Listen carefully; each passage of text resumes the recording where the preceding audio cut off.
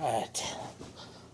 So I haven't done a beer review in forever. It's because no one sends me beer. They don't though. Anyway, so this is actually kind of a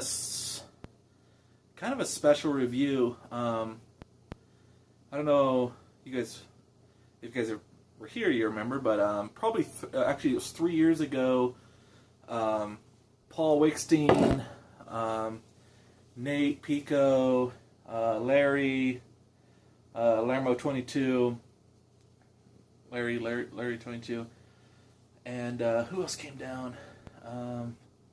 Those are probably the main guys, but they all came down to Denver for the JBF, so it was kind of cool. I was able to kind of hang out with those dudes for a while, and Larry, actually, Larmo22, gave me a couple beers. He gave me some meads, and I still have one of the meads. I have the Fireball mead, Larry, so I had the blueberry mead, and I think I filmed that review, but I also have still the Fireball mead.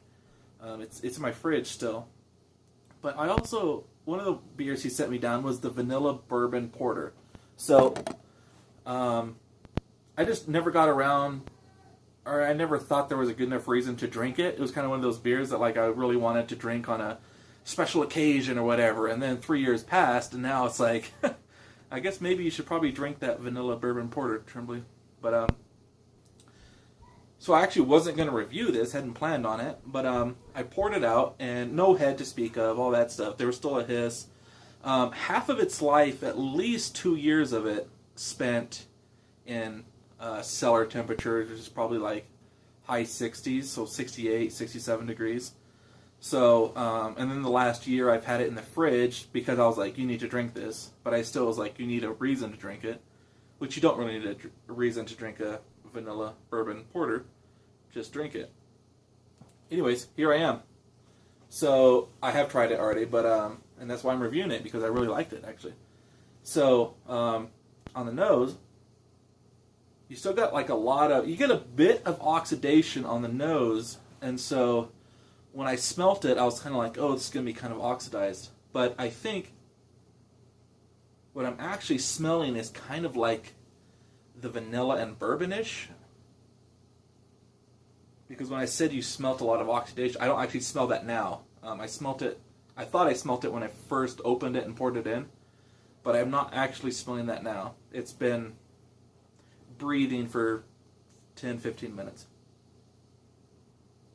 So I do smell, I don't know if it was wood aged. I would say there's like a wood flavor on it. That could just be the bourbony flavor.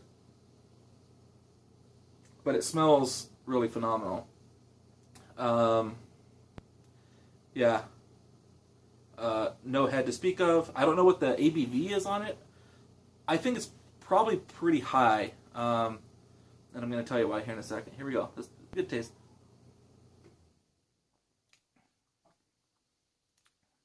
Yeah.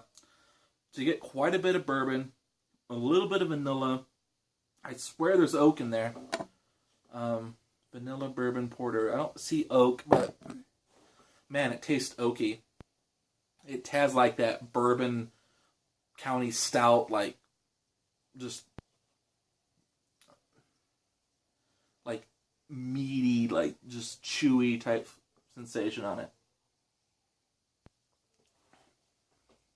Man, for being 3 years, and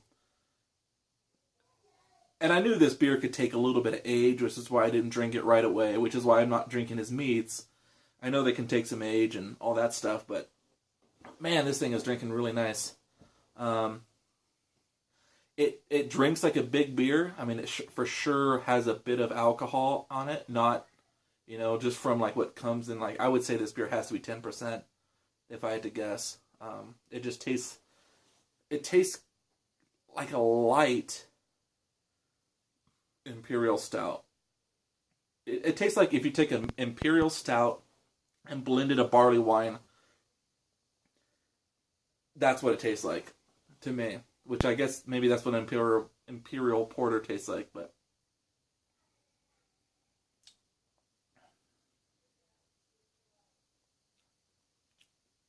Yeah, that's nice.